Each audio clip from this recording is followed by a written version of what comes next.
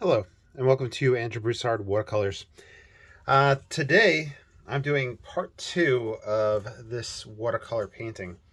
Previously, it was all wet and wet, playing around with the tonalist style and wanting to get the muted, darker values against that sky.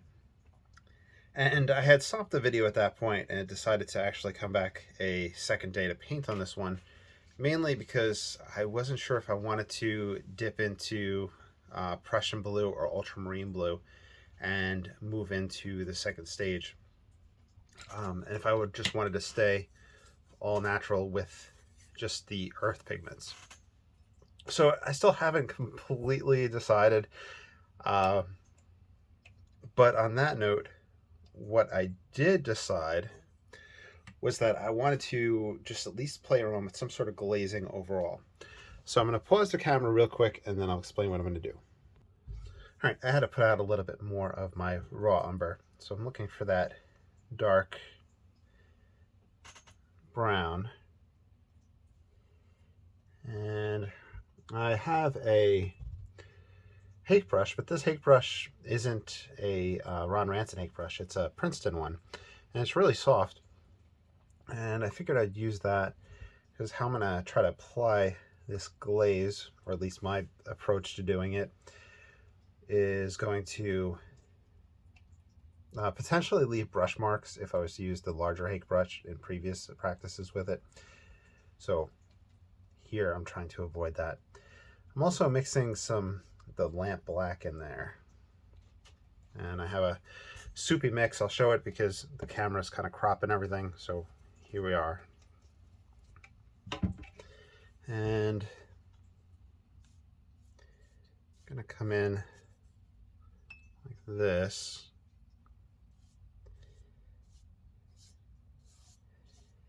I'm trying not to disturb any layers underneath. I could change up the concentration of pigment as I go.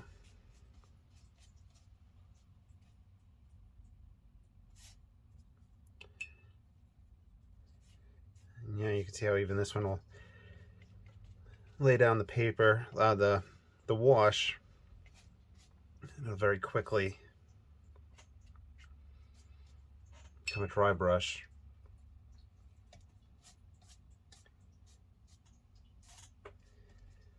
One thing I could have done was take the squirrel mop and do this kind of systematically and just kind of squirrel mop in and then add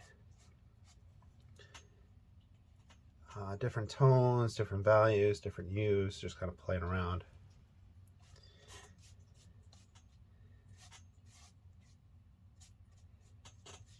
One of the concerns here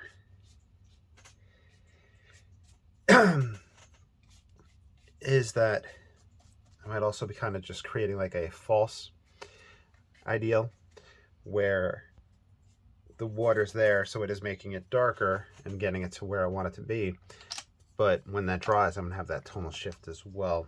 So I just can't get my hopes up too much. And we're still outside the zone of adding anything outside of our earth pigments.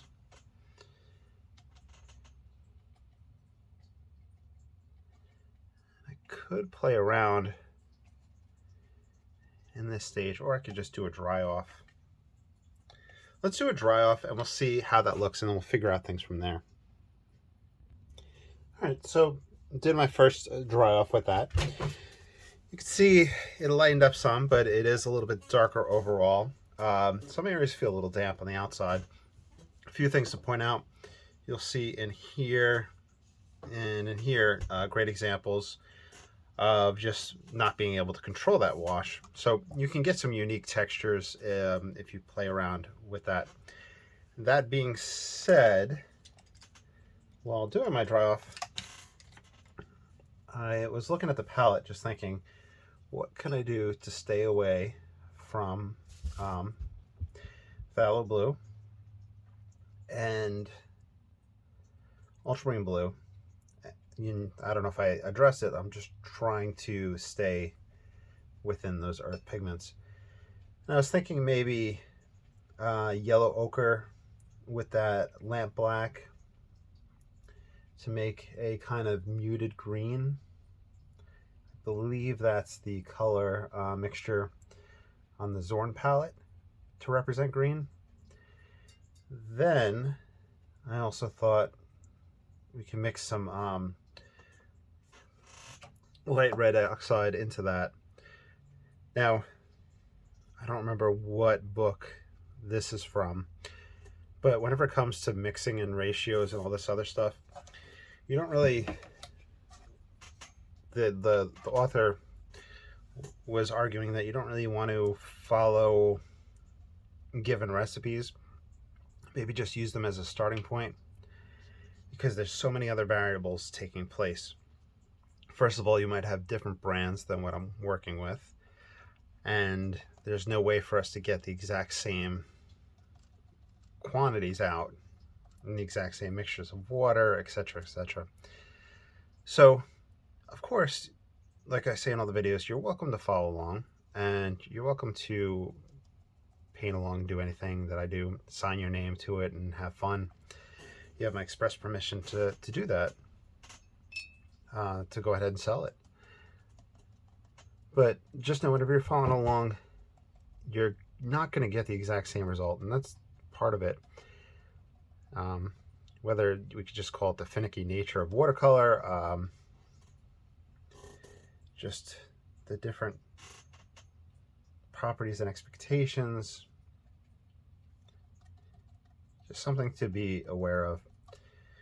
Whenever more heavily on the yellow ochre side, you probably see some of that greener aspect coming through. The squirrel mop brush has that fun potential rounding mark making. I used to not really be a fan of it, not really understand it, but I have found that it is very fun to incorporate.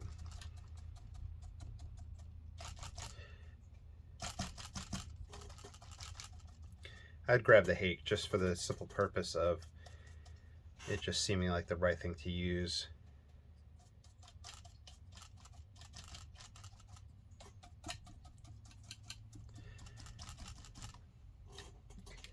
And we'll grab the #1 rigger.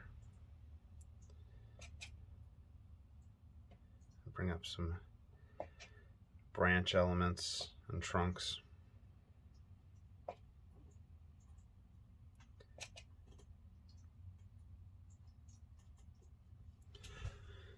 Yeah, so that starts adding that darker value there.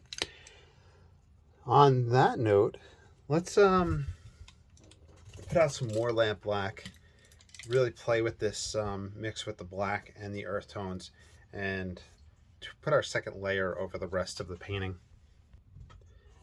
So this in and of itself might be something that's worth exploring as a sole video. Just the black, maybe lamp black or ivory black or bone black, and earth pigments.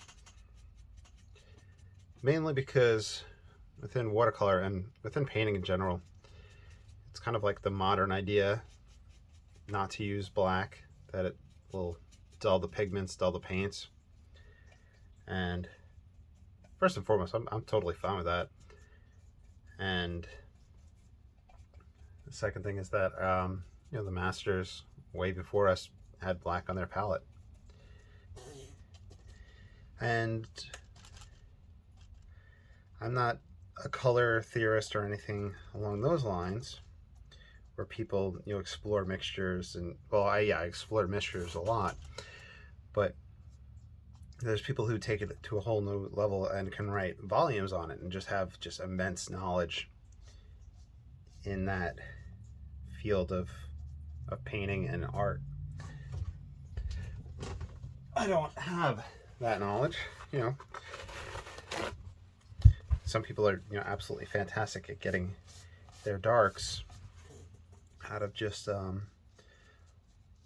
ultramarine blue and burnt sienna. You know, somebody who I greatly admire that I watched a lot of, Rick S, is just really, really good at it. Just going back and forth with those two colors.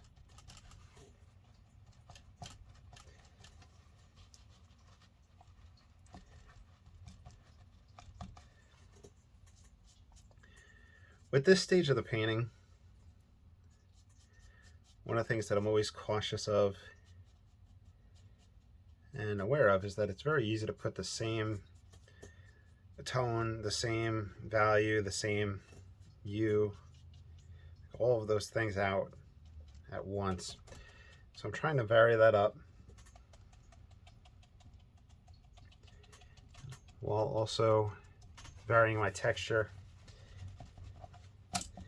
and lifting and getting differences in tonal values.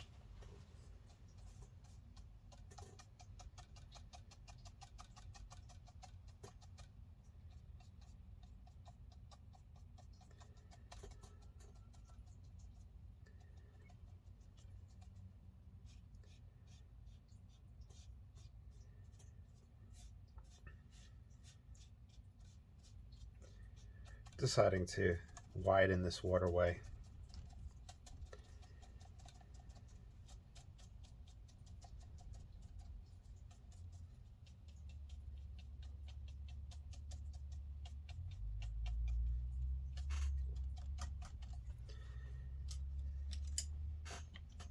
Grab a razor blade.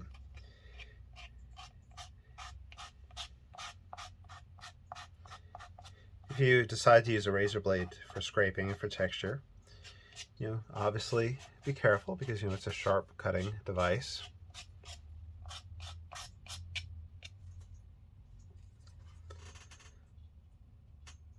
Grab more of that lamp black.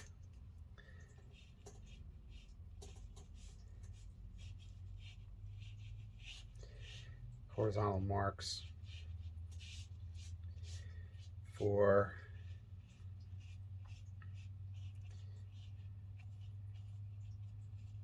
our water.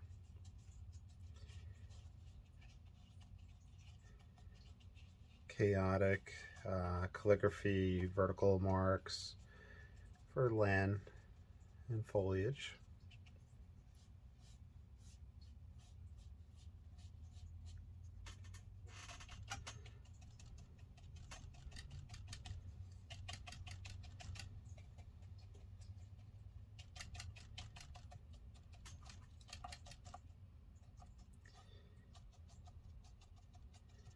Bring that over.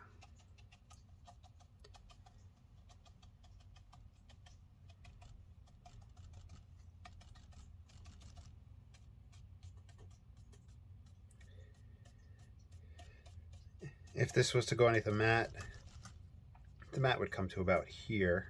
So I like to paint to the edges and just giving a little framing effect. And whenever I post a picture, I usually crop it to matted dimensions. So the thumbnails or things that I share online will be brought to that. If you use the razor blade on wet paper, it'll cut differently than on dry. If you use it, I encourage you to explore all the different types of cuts and marks that you can make, because the razor blade does have a lot of different marks and potential. I have some tools that were handmade by other artists and sent to me. This was made by Mr. Mark, and this one was made to mimic the round edge. It also has nice wide swatches, And I'm just exploring marks throughout.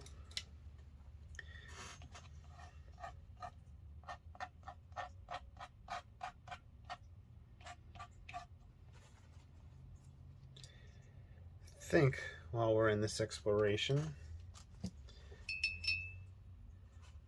going to go for a very light wash.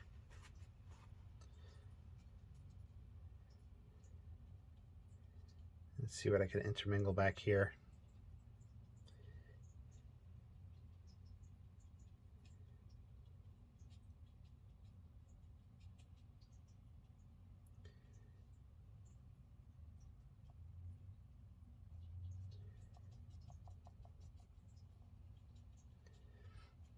You'll find over time where you start to go awry and what works for you. I know that whenever I start playing with these light washes back here, usually for the most part I'm going awry, I'm going astray. But I think knowing that, while also still exploring it to make it a potential thing that it works, is worth doing. To remember that a lot of painting is just practice.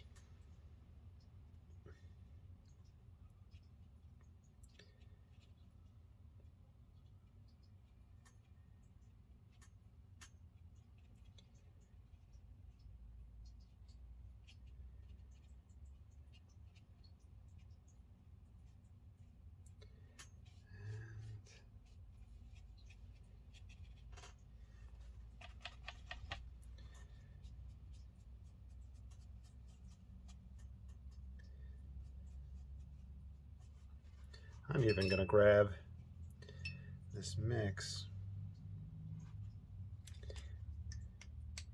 and splatter on top.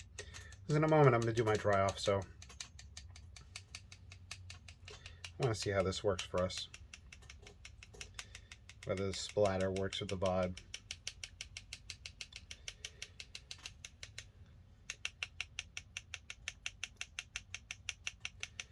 Here's one short watercolor read book. It's either Watercolor My Way or My Way with Watercolor. And the author explores all the different texture making and talks about not overdoing using all the different types of textures. But has a pretty good coverage of all the different types of things you can do.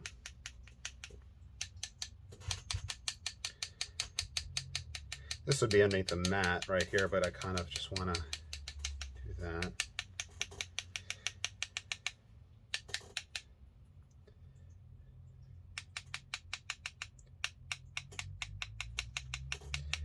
It would be fun to put some foliage, some branches and stuff there. And you can always remember we can leave out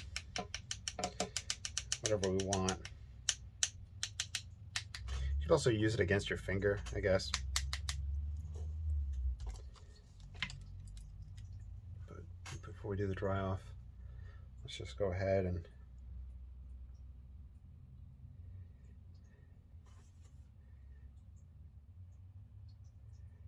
it gives us a little bit of stuff to balance against the larger one, which we're going to come into this fella as well.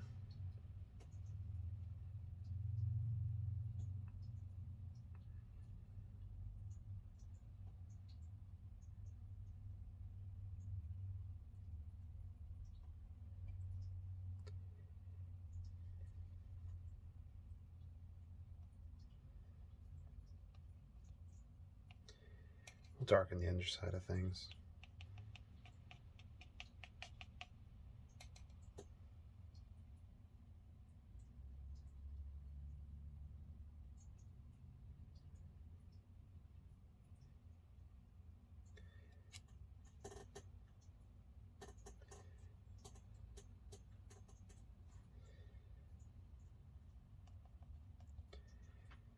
And the black pigments are notorious for drying lighter within watercolor painting.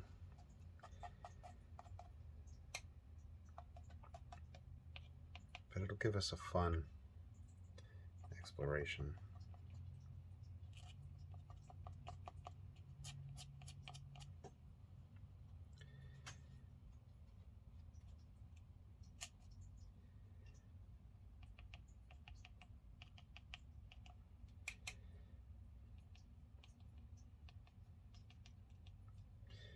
Let's even bring this in a little bit here. All right, let's do a dry off and see where we're at. I think there's a lot of interesting things going on in this one. A lot of interesting experimental, thoughts and ideas coming to take place. In future videos, I think just a series using black to adjust our pigment would be well worth undertaking. I think that one of the blacks might sit on a more cooler side, and that's why you kind of get that greenish, that olive green, when mixing it with your yellow ochre or your raw sienna. And I was talking about recipes earlier, like Ron Ranson will call for a mixture of the Payne's Gray, which is black and blue mix, being mixed with your raw sienna or lemon yellow to create a green.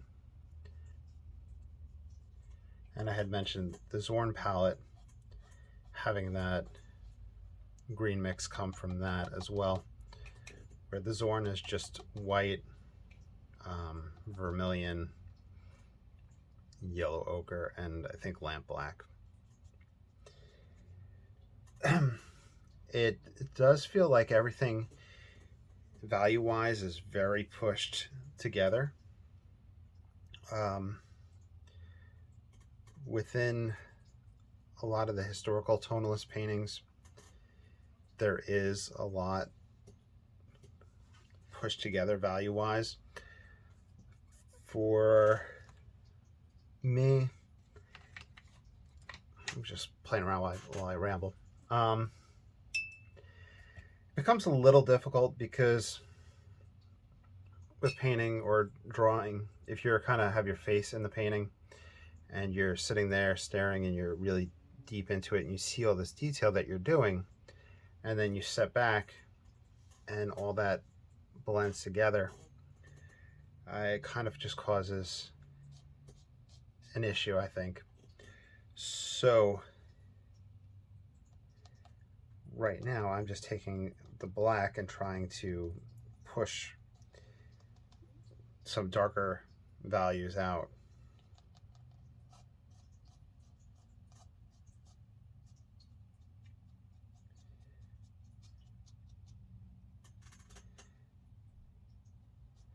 And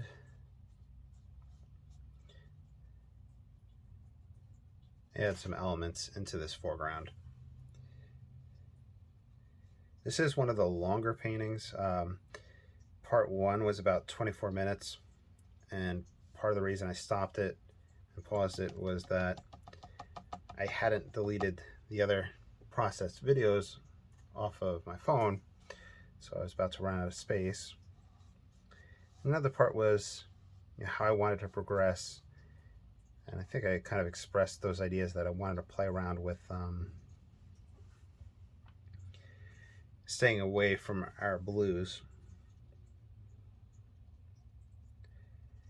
The Zorn palette, which is the oil painting palette, utilized black and white, the gray, to kind of take the place of blue.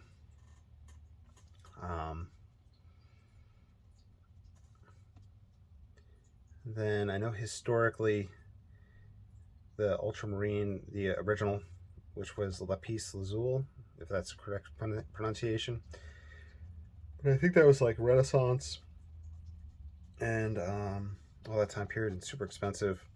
And then I came up with the synthetic version, and I know the tonalist masters had access to it, They had access to like a lot of pigments. So I really don't know why I'm resisting using that. Even though I use them all the time, I just kind of wanted to see what was possible with earth pigments. And another thing is obviously the phthalo blue, or you can use Prussian blue. I think down here in Louisiana, it's well, so it's close to New Year's, and people set off fireworks on New Year's, so people buy them beforehand and set them off. So that's what you all might have heard in the background, fireworks. But anyway, where was I? I'm kind of umming at this point. So we're looking to see how dark we can get in value just from the lamp black at this point.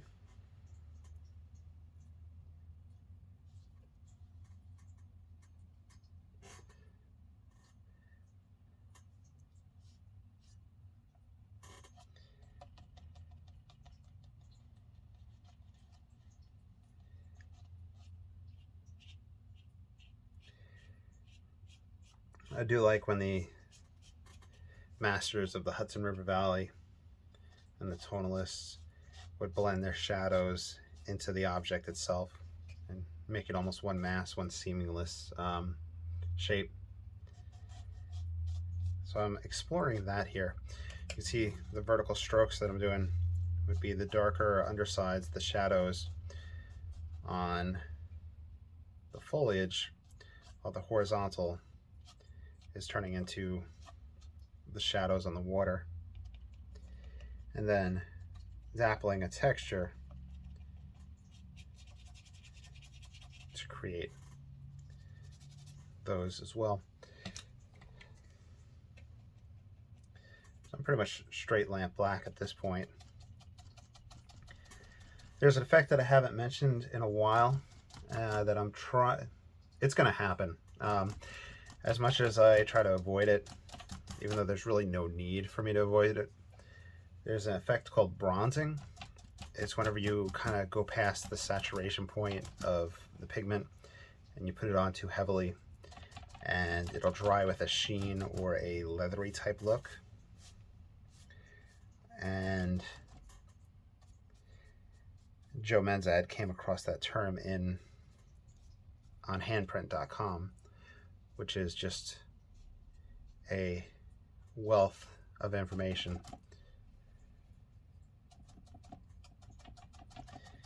He does have a potential classical palette up there for people to use in watercolor.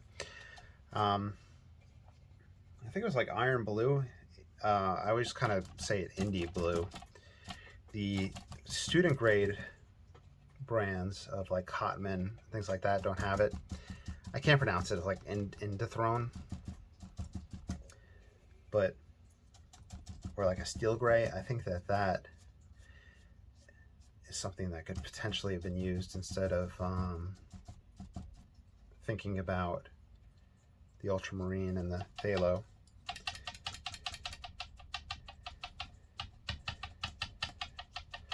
But I think once you get a watercolor underneath a glass frame, the bronzing doesn't become an issue.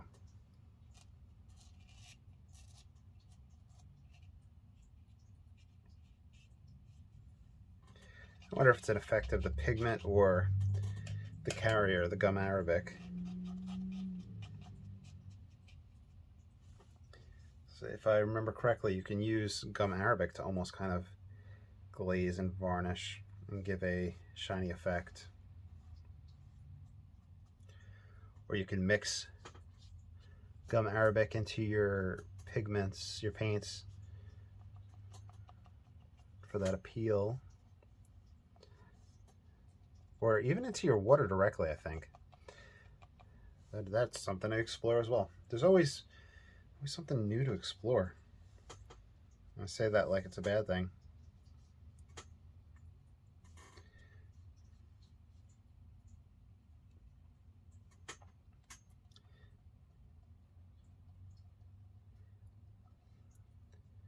And one of the things is, and I hope this isn't in poor taste, Frankie Clark, had passed away about 2 days ago. I mentioned him in the first video that, the news was out that he had passed away.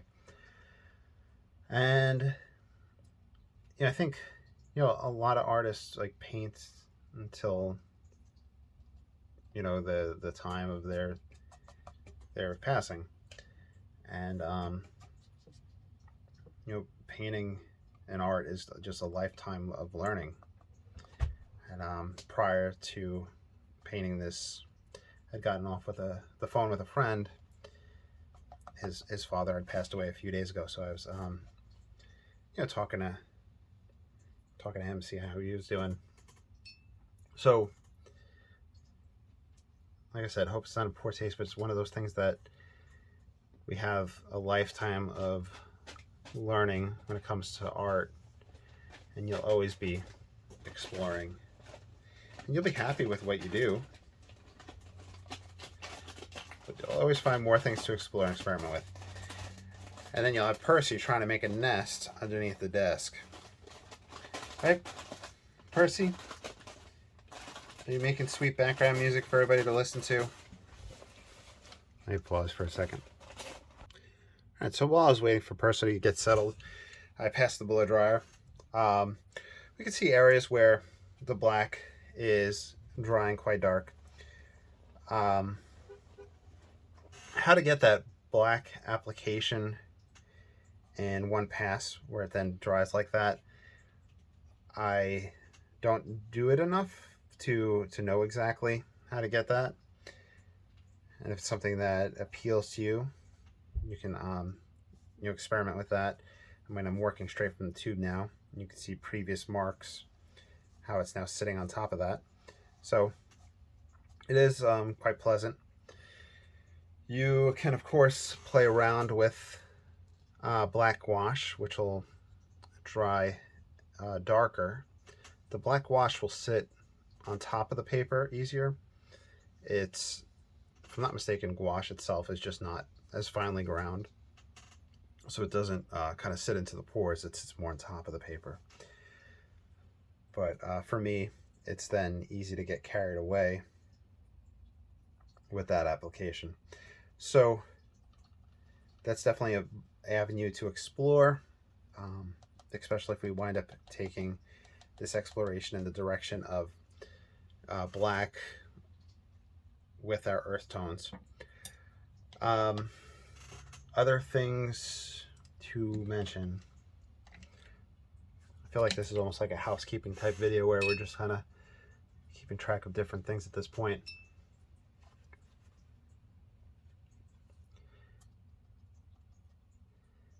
Probably throw some elements up back in here. Just light washes.